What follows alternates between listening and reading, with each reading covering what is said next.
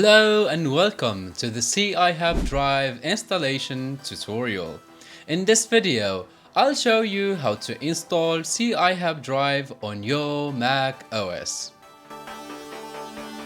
So, let's get started. Step 1. Downloading the installer. First, visit the CI Hub download page. The link is shared in the video description below. Once you have it, click on the Mac OS installer. Select where you want to save it, click on save, and then it will be downloaded to your Mac. The next stop, installing CI Hub Drive.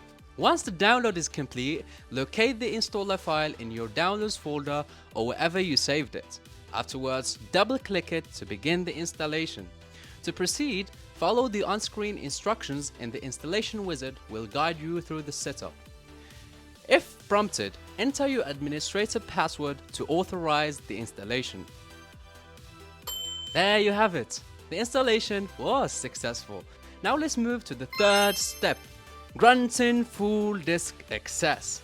To ensure CI Hub Drive functions properly, we need to grant it full disk access. Open System Settings, go to Privacy and Security, scroll down, then select Full Disk Access. Now we add the CI Hub Drive from your Applications folder to the Full Disk Access list. Click on Open and we move to Step 4, starting CI Hub Drive. Now open CI Hub Drive from your Applications folder and the CI Hub Drive icon will appear in your menu bar.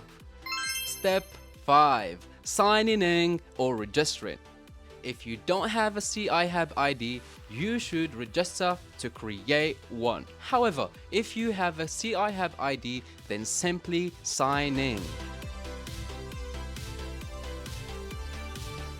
That's it. The installation was successful.